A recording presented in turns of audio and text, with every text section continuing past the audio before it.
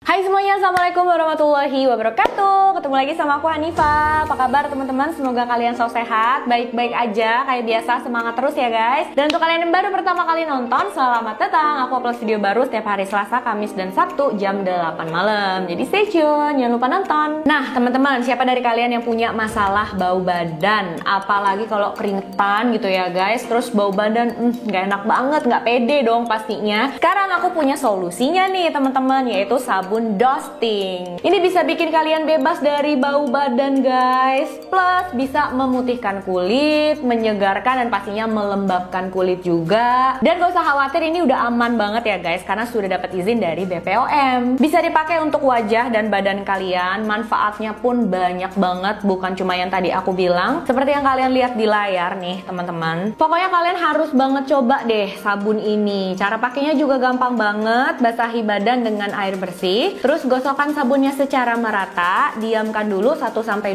menit, habis itu baru dibilas. Harganya pun terjangkau banget guys. Lagi ada promo nih teman-teman. Kalau kalian beli bundling alias paket, kalian bakal dapat natural deodorant spray juga dengan harga cuma Rp100.000 dari yang tadinya Rp118.000.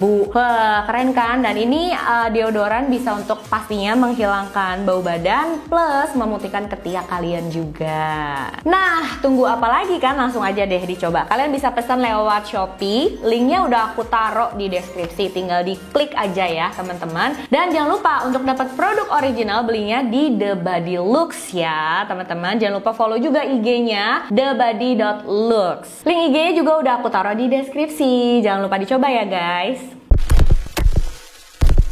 Oke guys, kasus kali ini menyedihkan banget ya, tentang seorang pengungsi dari Timur Tengah yang mencari perlindungan, cari tempat yang lebih aman dari negara asalnya. Tapi bukannya dia dapat keamanan, justru hidupnya berakhir dengan sangat tragis di tangan orang yang menurut dia bisa melindungi dan mencintai dia pula guys. Sedih banget ya. Dan yang bikin kasus ini lebih tragis lagi karena korbannya tuh nggak cuma satu, dan banyak orang yang berpikir kalau sebenarnya kasus ini nggak harus terjadi seandainya polisi atau pihak berwajib tuh lebih cekatan. Walaupun memang pihak berwajib bilang, oh kami udah melakukan yang terbaik kok. Ya kalian bisa menilai sendiri aja deh nanti menurut kalian gimana ya guys. Penasaran cerita lengkapnya seperti apa? Langsung aja yuk kita bahas.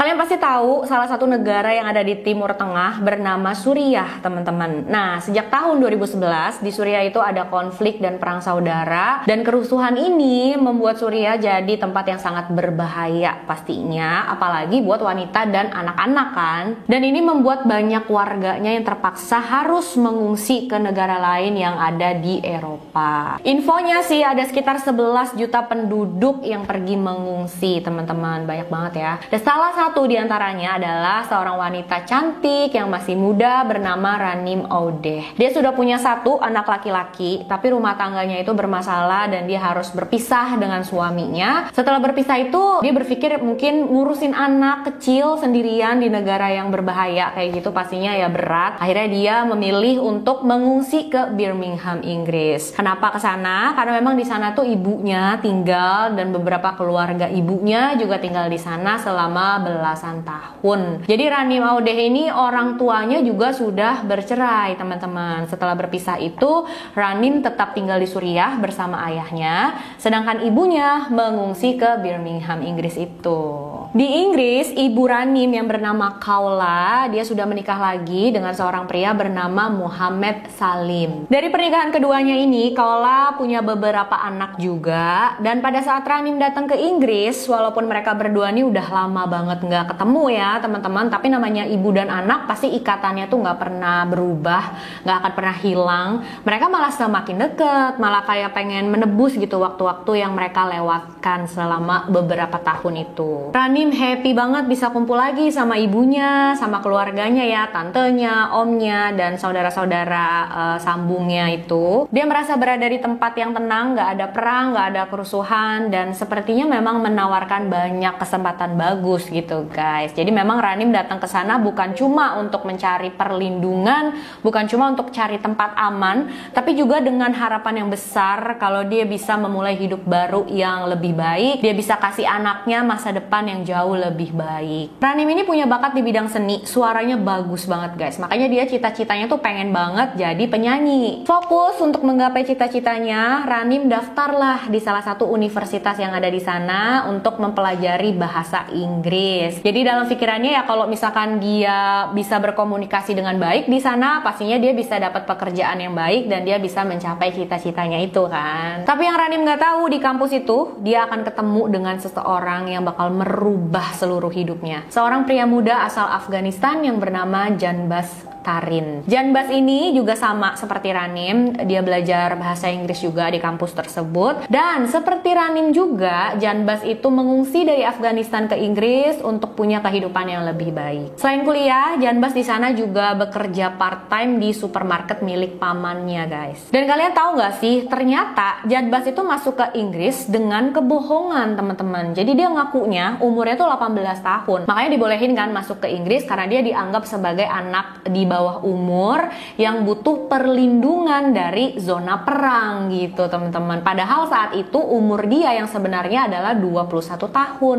Dari pertama Janbaz lihat Ranim, dia tuh udah naksir berat. Dan Janbaz ini percaya diri banget guys. Malah keterlaluan mungkin ya percaya dirinya. Masa awal-awal ketemu sama Ranim aja, dia tuh udah bilang gini, kamu pasti jadi milik aku. Malah lebih kayak obsesi ya guys. Dia puji-puji Ranim, kasih hadiah yang sweet, teleponin Ranim terus-terusan. Ya pokoknya ngotot lah banget gitu deketin Ranimnya. Tapi seperti yang aku bilang tadi, Ranim itu masih mau fokus dengan pendidikannya, anak laki-lakinya. Dan saat itu sebenarnya kehidupan dia udah mulai membaik. Jadi ya sebenarnya dia nggak pengen cepet-cepet memulai hubungan baru yang serius lagi sama pria gitu. Apalagi dia kan memang baru bercerai ya, teman-teman, hatinya juga masih sakit, masih perlu waktu lah. Prioritasnya Ranim saat itu adalah anak lelakinya dan pastinya menggapai cita-citanya guys. Tapi Janbaz tuh nggak pernah menyerah, dia malah semakin ngotot ngedeketin Ranim. Dia terus kasih hadiah buat Ranim dan juga janji-janji manis. Akhirnya Ranim memutuskan, oke, coba deh aku mulai membuka hati. Mereka mulai pacaran tuh di tahun 2016. Menurut salah satu tantenya Ranim itu memang orangnya lembut teman-teman. Jadi mungkin aja waktu itu dia kayak mau ngasih kesempatan dulu ya buat Janbaz. Dia mau coba dulu. Siapa tahu aja Janbaz itu memang serius pengen menjalani hubungan yang benar gitu sama dia, dan siapa tahu juga Janbaz bisa menjadi figur suami dan figur ayah yang baik buat anak laki-lakinya. Kalau nggak dicoba dulu gimana bisa tahu gitu ya, mungkin dalam pikiran Ranim. Tapi miris banget yang dia nggak tahu saat itu dia itu sebenarnya lagi masuk ke dalam sesuatu yang dia nggak bakal bisa pergi lagi, kejebakan yang dia nggak bisa selamat dari itu guys. Awal hubungan mereka semua berjalan normal, bahkan Janbaz itu kelihatan seperti pria yang baik. Dia suka traktir saudara-saudaranya Ranim makan. Tapi memang udah kelihatan sih kalau dia ini adalah pria yang suka banget mengontrol, terutama mengontrol kekasihnya Ranim. Di depan keluarganya Ranim juga ya, Janbaz ini nggak segan-segan untuk ngeliatin powernya dia gitu sebagai pria, dan Ranim harus ngikutin apa maunya dia. Kamu harus gini, kamu nggak boleh gitu. Pokoknya Ranim itu harus melakukan semuanya sesuai kemauannya Janbaz guys. Dan dengan cepat Janbaz ini berubah jadi kasar. Dia harus tahu kemana Ranim pergi, apa yang dia lakuin. Kalau misalkan Ranim lupa ngasih tahu, Janbaz bakal marah, mereka bertengkar, dan kalau mereka lagi bertengkar, Janbaz itu bakalan banting-banting barang, terus pegang tangannya Ranim kenceng banget sampai berbekas gitu ya teman-teman. Jadi kayaknya mentang-mentang mereka udah pacaran, Janbaz ini kayak udah memiliki Ranim dan dia merasa bisa melakukan apapun seenak-enaknya gitu ke Ranim. Kayak kalau kita punya barang gitu guys, barang ini udah jadi milik kita kan suka-suka ya mau diapain itu barang. Cuma masalahnya Ranim itu kan bukan barang, dia manusia guys. Dan pastinya ini bikin keluarga Ranim khawatir banget juga. Mereka bilang, Ranim kok kayaknya Janbaz tuh nggak memperlakukan kamu dengan baik ya. Ditambah Janbaz itu emang tertutup banget. Dia sama sekali nggak berusaha untuk deket sama keluarga Ranim. Bahkan kalau misalkan mereka lagi ngumpul ada acara gitu, keluarganya mencoba untuk berkomunikasi, untuk ngobrol gitu sama Janbaz, dia cuma jawab iya, enggak. Kayak jawab singkat-singkat aja. Tante dan omnya Ranim bilang juga Janbas ini tuh pandangan matanya seperti kosong. Dan yang bikin keluarga Ranim makin kaget lagi, walaupun Janbas sikapnya begitu, nggak lama setelah mereka pacaran, Ranim tuh mau dinikahin sama Janbas. Keluarganya bilang sama Ranim, emang nggak kecepetan ini, kamu kan baru aja berhubungan sama dia, nggak mau kenal lebih dalam dulu. Tapi Ranim bilang nggak apa-apa. Dan keluarganya saat itu cuma bisa mendukung keputusannya Ranim aja, karena memang kan saat itu ya nggak ada bukti langsung yang bikin mereka bilang sama Ranim, udah putusin hubungan kamu deh sama dia gitu. Emang nggak berhak juga, Ranim kan sudah dewasa, dia sudah bisa memutuskan. Jadi ya keluarganya mendukung aja. Tapi memang feeling keluarganya Ranim ini benar. Ranim mau menikah dengan Janbas itu karena terpaksa. Soalnya Janbas itu mengancam Ranim. Dia bilang, kali ini kamu harus jadi milikku. Kamu gak boleh menolak. Kalau kamu gak mau menikah dengan aku akan membunuh kamu dan keluarga kamu. Psycho banget gak? Lamaran macam apa coba? Ranim gak ceritain tentang hal ini ke keluarganya karena memang dia gak mau bikin pikiran keluarganya dan gak mau membahayakan mereka juga. Ditambah ibunya Kaula, karena saat itu Kaula lah yang membayar kuliahnya Ranim, dia bantu jaga anaknya Ranim. Dia pengen banget ya mungkin anaknya punya kehidupan yang lebih baik. Jadi Ranim juga merasa, aduh kasihan deh ibu kalau aku ceritain ini. Takut juga karena kalau Janbas ini beneran melakukan ancamannya, akhirnya ya Ranim mau tuh nikah sama Janbas. Mereka menikah di tahun 2016, tapi mereka menikah secara sirih. Jadi memang sah menurut agama Islam, tapi tidak diakui, tidak sah menurut negara. Janbas bilang yang penting keluarga dan komunitas kita tuh tahu kalau memang kita sudah menjadi pasangan suami istri yang sah. Keluarga Ranim yang ada di Inggris, mereka semua datang ke pernikahannya ini, tapi anehnya dari pihak keluarganya Janbas itu cuma pamannya satu orang aja yang datang. Ayahnya nggak datang, ibunya atau keluarganya yang lain nggak ada. Cuma satu orang pamannya itu aja. Ranim pun memang belum pernah mengobrol, apalagi ketemu dengan orang tuanya Janbas. Dan keluarganya Ranim ya saat itu ngerasa aneh juga sih. Mereka ngelihat Ranim cantik banget di pernikahan, tapi dalam hati ya memang mereka merasa kok kayaknya Ranim nggak sebahagia yang dia liatin ke orang-orang ya. Dan mereka bener, gimana mau bahagia coba teman-teman. Di hari pernikahan itu setelah mereka selesai ijab kabulnya, Janbas samperin Ranim terus dia bisikin, kamu jangan macam-macam ya. Di negara asalku nggak ada tuh yang namanya istri meninggalkan suami, nggak ada yang namanya perceraian, itu nggak boleh. Kalau kamu sampai meninggalkan aku, kamu akan mati. Menurut seorang kriminolog yang bernama Dr. Jan Smith, dia bilang pandangan Janbas tentang pernikahan itu bukanlah ikatan suci untuk saling mencintai dan menjaga seumur hidup gitu ya teman-teman, tapi adalah sebuah tanda kepemilikan. Jadi Janbas itu merasa sudah memiliki wanita yang dia nikahi dan dia bisa melakukan apapun kepada wanita itu harus patuh sama dia. Kalau misalkan wanita ini melawan atau nggak melakukan hal yang dia mau, dia pantas untuk menghukum dengan cara apapun. Setelah menikah, mereka tinggal di sebuah apartemen sederhana dan mungkin seperti yang udah bisa kalian tebak, perlakuannya Janbas ke Ranim itu semakin parah setelah menikah. Dari yang tadinya cuma kalau bertengkar tuh lempar-lempar barang, kalau dia marah pegang keras tangannya Ranim gitu ya, sekarang dia udah berani mukulin. Bahkan cuma gara-gara hal sepele, misalnya mereka janjian terus Ranim telat nih datangnya, nah itu bakal dihukum tuh dia sama Janbas, dan pastinya hukumannya itu adalah hukuman fisik. Ranim juga jadi mulai jauh dengan keluarganya, dia jarang ngumpul bareng keluarganya, dia pun melarang keluarganya untuk berkunjung ke apartemennya. Ranim tahan semuanya sendiri, dia nggak cerita, dia sebisa mungkin memperlihatkan ke keluarganya kalau dia tuh baik-baik aja. Dan Ranim juga masih tetap terus kuliah, ngurusin anaknya. Gila, kuat banget ya dia ya. Punya suami begitu, harus tetap ngurus anak sambil kuliah juga, nggak punya tempat untuk cerita.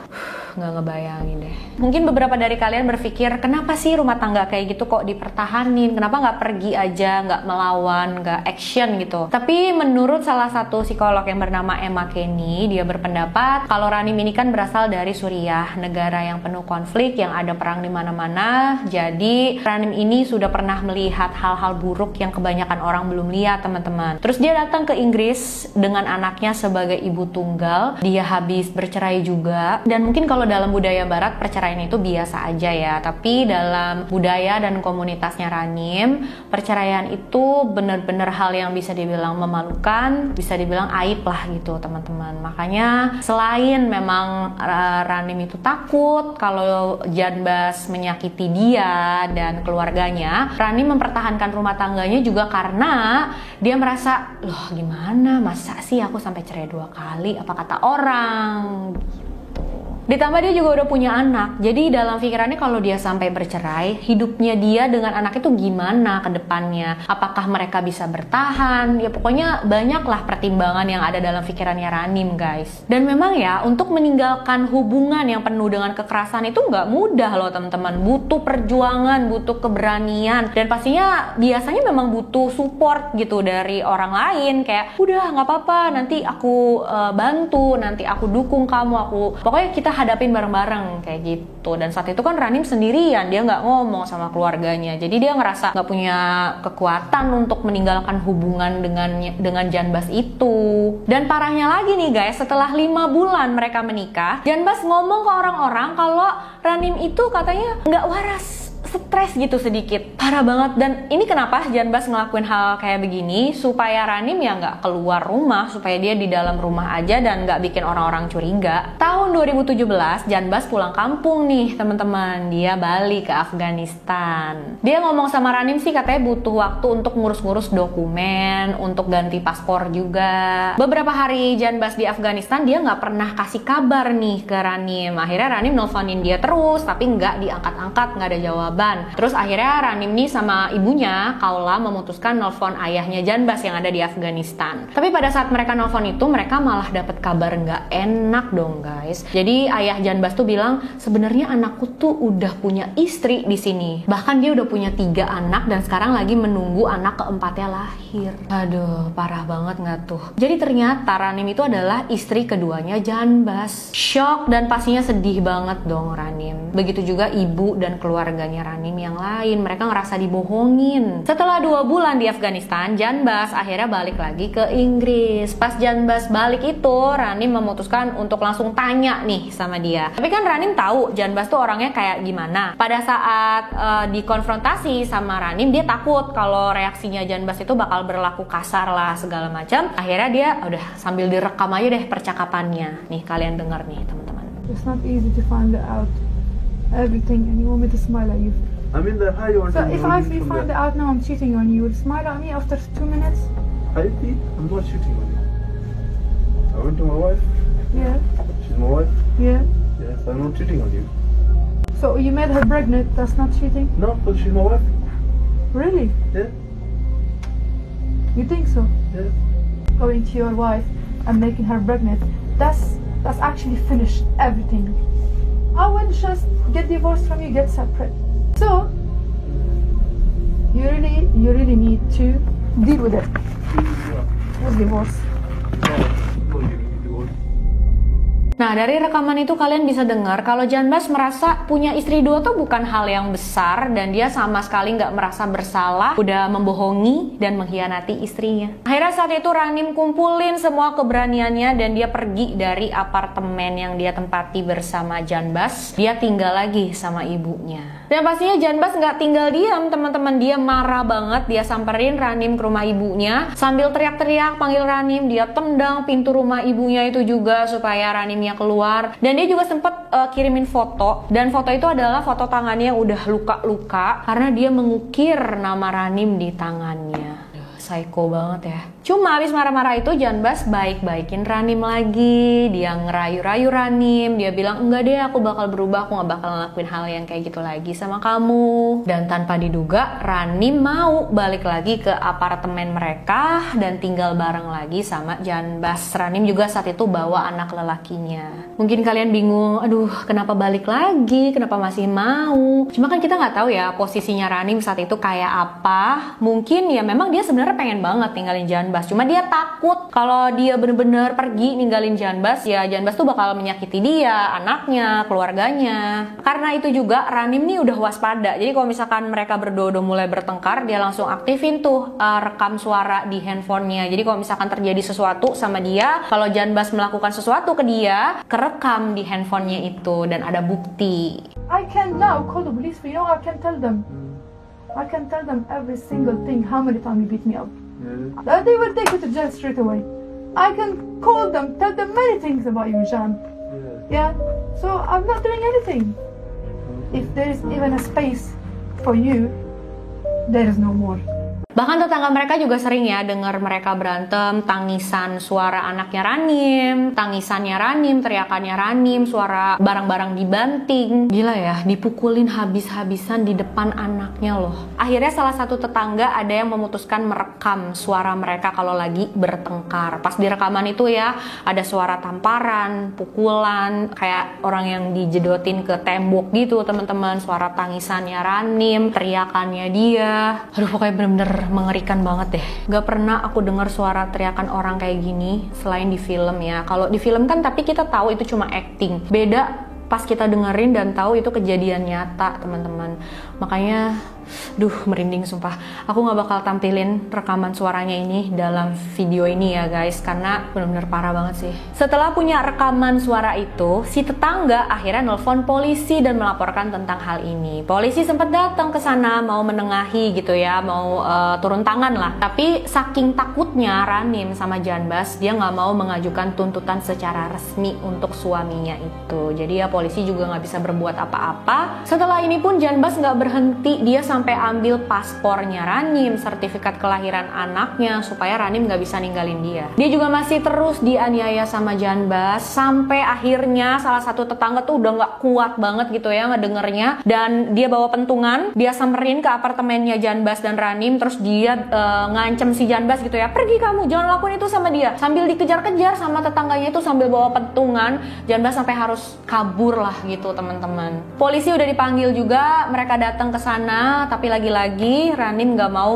menuntut Janbas secara resmi. Tapi setelah kejadian ini Ranim langsung bawa anaknya dan dia pindah tinggal lagi sama ibunya. Saat itu dia udah bulat banget tekadnya untuk pergi meninggalkan Janbas. Akhirnya diceritain lah sama Ranim tentang apa yang dia alami, pokoknya tentang semuanya dari A sampai Z yang tadi dia sembunyiin, diceritain semua ke ibunya, dan ibunya ceritalah ke keluarganya. Mereka semua akhirnya melakukan pertemuan keluarga. Di situ ada Ranim dan keluarganya, ada Janbas juga teman-teman. Jadi anggota keluarganya Ranim yang laki-laki, mereka bilang sama Janbas, kamu jangan ganggu Ranim lagi, hubungan kalian udah berakhir, jangan pernah mendekati Ranim lagi. Dan Janbas dalam pertemuan itu ya dia bilang oke-oke aja. Padahal dia tetap nggak berhenti teman-teman. Dia tetap aja mengganggu dan meneror Ranim. Bahkan dia datang ke rumah ibunya Ranim itu selama 12 malam berturut-turut, dia tidur di depan rumah ibunya Ranim itu guys. Pernah satu kali dia sampai membobol masuk ke dalam rumah ibunya Ranim. Gila banget ya ini orang. Nah saat itu ibu dan tantenya Ranim bilang, udah deh kita bawa aja deh kasus ini ke pengadilan, kita selesaikan pakai jalur hukum. Akhirnya di Agustus 2018 mereka mengajukan permohonan ke pengadilan untuk menjauhkan Janbas dari Ranim. Diceritain semua yang udah dilakuin Janbas ke Ranim, diliatin bukti-buktinya, dipanggil saksi-saksi juga, dan akhirnya permohonan Ranim ini dikabulkan sama pengadilan. Jadi intinya pengadilan itu melarang Janbas untuk mendekati ataupun menghubungi Ranim dengan cara apapun teman-teman. Kalau dia masih tetap melakukan hal itu, dia bisa diberikan hukuman sampai 5 tahun penjara.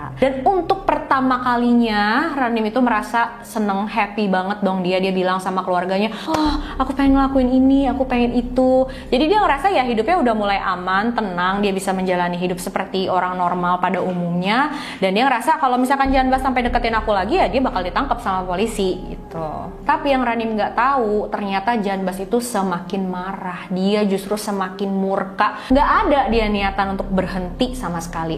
Dia ngerasa kok bisa-bisa bisa-bisanya dia ninggalin aku? Kok bisa-bisanya dia dapat dukungan dari pihak berwajib gitu? Bisa-bisanya dia move on tanpa aku? Merasa kalah dia, teman-teman. Cuma memang beberapa hari setelah perintah pengadilan itu turun, Janbas sama sekali nggak muncul di hadapannya Ranim. Dia nggak ke rumah ibunya Ranim, dan saat itu Ranim udah ngerasa, wah aman nih, beneran dia udah takut nih kayaknya. Beberapa hari setelah perintah pengadilan itu turun, tepatnya di tanggal 26 Agustus 2018, Ranim dan ibunya mau menikmati waktu berdua gitu ya. Jadi mereka pergi berdua seharian, kumpul bareng keluarga, mengunjungi keluarga yang di sana, yang di sini, ngobrol-ngobrol. Mereka udah berani nih jalan keluar berduaan aja, karena kan udah ada perintah pengadilan yang tadi tuh, teman-teman. Sayangnya Janbas walaupun nggak muncul secara langsung di hadapan mereka, ternyata dia masih terus aja mengawasi Ranim. Hari itu Janbas ngikutin kemana Ranim dan ibunya pergi. Serem banget ya. Begitu juga pada saat mereka dinner di sebuah restoran pada tanggal 26 Agustus itu. Ranim dan Kaula datang ke sebuah restoran Timur Tengah yang ada di sana bernama Rotana. Kalian bisa lihat nih teman-teman dari rekaman CCTV di restoran tersebut, kalau Janbas mengikuti Ranim dan ibunya, dia ngintip-ngintip dari luar sebelum akhirnya masuk juga ke dalam. Janbas ikut masuk, dia samperin Ranim yang saat itu lagi ada di pintu masuk restoran tuh, teman-teman. Terus mereka bertengkar di sana karena takut. Akhirnya Ranim masuk ke dalam restoran dan nyamperin ibunya. Janbas ngikutin Ranim ke dalam, teman-teman. Walaupun di sana banyak orang ya, dia nggak peduli. Dia langsung rampas HP yang lagi dipegang Ranim. Ranim berusaha ambil balik tapi nggak bisa. Dan saat itu Kaula pastinya nggak membiarkan, nggak bisa tinggal diem aja ngelihat anaknya digituin. Dia samperin Janbas, dia berusaha ambil juga handphonenya dari Janbas. Tapi ya kalian bisa lihat sendiri dari rekaman CCTV-nya, bahkan sama wanita yang lebih tua dari dia aja, mantan mertuanya bahkan ya teman-teman, dia sama sekali nggak ada sikap hormatnya, kasar. Menurut saksi yang ada di sana, sambil melakukan itu dia sambil teriak-teriak, Ranim, kamu sudah mengkhianati ikatan suci pernikahan kita dan kamu nggak akan selamat. Aku akan membunuh kamu dan keluarga kamu. Kalian nggak mungkin bisa bertahan. Butuh 4 orang karyawan di sana untuk menghentikan Janbas, guys. Dan akhirnya dia diusir keluar dari restoran. Gak lama kemudian Ranim dan ibunya juga disuruh keluar restoran. Mereka nunggu di pintu keluar yang area ada receptionnya gitu. Ranim juga sambil nelfon polisi dan melaporkan tentang hal ini. Dia bilang Janbas ngedeketin dia lagi padahal udah ada perintah larangan dari pengadilan. Tapi mirisnya dan gak tahu kenapa nih ya, polisi yang saat itu menerima telepon dari Ranim, dia bilang dia gak bisa menemukan perintah larangan itu. Kaget dong dia. Terus Ranim bilang, terus aku harus gimana nih? Dan petugasnya nanya, tapi pelakunya udah pergi. Ranim bilang, iya udah pergi sih. Nah petugasnya bilang lagi, berarti kondisi udah aman ya sekarang. Tapi Ranim bilang, tapi kami takut pak kalau dia balik lagi dan menyakiti kami lagi gitu. Akhirnya petugas polisi itu, ya udah tunggu ya, nanti saya kirim petugas polisi ke sana untuk nemuin kamu. Ranim dan ibunya nunggulah di depan restoran sambil ketakutan juga pastinya guys, karena saat itu udah sekitar jam 10:30 malam. Dan sayangnya sampai 1,5 jam mereka nunggu, tapi polisi nggak datang-datang juga. Apalagi saat itu musim dingin, jadi cuaca ya benar-benar dingin banget di luar itu. Mereka udah nggak sanggup lagi. Mereka masuklah ke dalam mobil dan memutuskan untuk pulang ke rumah. Infonya sih, akhirnya petugas polisi itu datang ke sana ke restoran itu. Tapi pas mereka datang ya Ranim dan Kaula udah pulang. Saat masih di dalam mobil, Ranim saking takutnya gitu ya, dia telepon polisi lagi dan bilang mereka berdua lagi di perjalanan pulang ke rumah. Dan petugasnya bilang, kamu dan ibu kamu langsung masuk aja ke dalam rumah, kunci pintu rumah dari dalam, dan kalau misalkan pelakunya itu datang lagi, langsung hubungin kami. Besok pagi kamu datang ke kantor polisi untuk buat laporan, kata petugasnya. Tapi kasihan banget ya teman-teman, Janbas itu ternyata tadi pergi bukan karena dia udah nyerah, tapi dia balik ke supermarket omnya, dia ambil pisau daging yang ada di sana, terus dia mengendarai van putih milik omnya juga, datanglah ke rumah ibunya Ranim, dan dia ngumpet di dalam semak-semak yang ada di sana, parkir mobilnya kayak rada jauh gitu. Nah, pas Ranim dan ibunya turun dari mobil, mereka mau masuk ke dalam rumah sampai pintu depan, dan saat itu Ranim masih dalam posisi teleponan sama petugas polisi ya guys. Saat itu juga Janbas keluar dari persembunyiannya di semak-semak itu dan langsung menyerang Ranim dengan pisau yang dia bawa tadi, pisau daging sepanjang 30 cm, dan dia mulai menusuk Ranim berkali-kali. Kaola, sang ibu, insting untuk melindungi anaknya tuh muncul. Bukannya dia pergi dari sana dan menyelamatkan diri, tapi dia justru berusaha menghentikan Janbas. Sayangnya dia nggak berhasil, dia malahan juga ditusuk secara brutal berkali-kali oleh Janbas, guys. Dari dalam rumah, anggota keluarga yang sebenarnya udah pada tidur, tapi mereka denger nih teriakan dari luar kenceng banget. Akhirnya mereka keluar rumah lah. Pada saat mereka keluar itu, mereka melihat Janbas yang udah lari kabur dari tempat kejadian, dan mereka melihat Ranim juga Kaola sudah tergeletak penuh dengan darah. Mereka meninggal di tempat, teman-teman. Akhirnya ya, hal yang mereka takutin tuh terjadi juga, beneran jadi kenyataan. Dan mirisnya juga nih teman-teman, ternyata beberapa minggu sebelum kejadian ini, Rani bilang sama salah satu tantenya, "Tante, aku merasa kayaknya hidup aku gak lama lagi, aku merasa aku udah gak punya banyak waktu." "Loh, kenapa sih kamu mikir begitu?" kata tantenya kan. Terus Rani bilang, "Ya karena aku tahu suatu hari Janbas itu pasti bakal nyamperin aku dan dia akan membunuh aku." Polisi cepet-cepet datang ke sana. Akhirnya ya mereka datang juga ya guys, tapi sayangnya udah telat. Mereka langsung melakukan pencarian untuk Janbas Tarin. Setelah melakukan pembunuhan pada Ranim dan Kaola, Janbas itu sempat ganti baju, cukur jenggotnya, dan seperti yang bisa terlihat di rekaman CCTV, dia datang ke toko donat, dia beli donat, beli minuman di sana, seolah-olah nggak terjadi apa-apa. Kan memang ada banyak komunitas Afghanistan yang tinggal di UK ya teman-teman. Nah, Janbas ini berharap dia bisa dapat bantuan dari salah satu komunitas itu. Dia bisa ngumpet, memulai hidup baru di area lain, dan dia lolos dari pembunuhan. Makanya polisi juga setelah menyebarkan fotonya Janbas, ciri-ciri dia dan apa yang dia lakukan ke publik, mereka memohon kepada siapapun yang tahu Janbas ada di mana segera melapor, terutama komunitas Afghanistan yang ada di sana. Karena Janbas ini sudah melakukan pembunuhan ganda gitu kan, dan itu adalah kejahatan yang serius. Bahkan polisi juga menawarkan reward sebesar $5.000 teman-teman. Itu rupiahnya hampir 100 juta rupiah untuk siapapun yang berhasil membantu polisi menemukan Janbas. Dan menurut salah satu mantan jaksa yang ada di sana bernama Nazir Afzal, dia kan berasal dari Timur Tengah juga nih. Nah, dia bilang memang kebanyakan orang-orang di dalam komunitas Afghanistan itu, apalagi para prianya, ia bakal mendukung tindakannya Janbas ini karena mereka juga punya pemikiran yang mirip dengan Janbas. Kalau misalkan istri durhaka ya harus diberesin. Tapi untungnya nggak semua teman-teman. Ada juga yang berpikir, kan kita udah diizinin nih tinggal di sini, jadi ya kita harus mengikuti peraturan hukum yang ada di sini dan kita harus membantu kepolisian. Ditambah ada uang rewardnya juga kan teman-teman. Entahlah apapun alasannya ya teman-teman, yang jelas nggak lama kemudian polisi mendapatkan petunjuk dari salah satu orang yang termasuk dalam komunitas Afghanistan. Dari informasi yang dia berikan, polisi akhirnya berhasil tahu di mana Janbas. Dia ternyata ngumpet di salah satu gudang penyimpanan restoran gitu teman-teman. Disamperin lah sama polisi ke sana, tapi pas mereka sampai sana nggak bisa langsung ditangkap tuh Janbasnya. Dia berhasil kabur dulu. Dia masuk ke dalam gang kecil yang ada di sana, diikutin ya sama polisi, dan ini kerekam CCTV juga. Janbas itu sempat naik lompat ke atas mobil terus berusaha melewati pagar di depannya, tapi dia nggak berhasil. Akhirnya dilumpuhkan sama polisi, matanya disemprot pakai semprotan merica. Dia ditangkap dan dibawa ke kantor polisi. Keluarga Ranim dan Kaola pastinya ya lumayan lega karena Janbas sudah berhasil ditangkap, walaupun luka yang mereka rasakan sebenarnya nggak akan pernah hilang ya teman-teman. Our family, they were the soul of everybody. Losing them is one thing, but being gone in the way they did is another thing. But one particular single man who thought that their life should be his, and because he can't have them, they have to go. He broke us all apart, really. I can't explain to you the pain we live every day. Itu dia cerita kali ini teman-teman, sedih banget ya. Dua wanita yang niatnya datang ke Inggris untuk mencari perlindungan, cari tempat yang aman, justru hidupnya berakhir dengan sangat tragis kayak gini. Cuma karena seorang laki-laki yang egonya tinggi banget. Harusnya memang kalau nggak mau ditinggal sama pasangan, dia bersikap baik lah. Kalau pendapat kalian gimana sih tentang kasus ini guys? Aku pengen banget denger ya. Mudah-mudahan jangan ada lagi deh kasus-kasus kayak gini.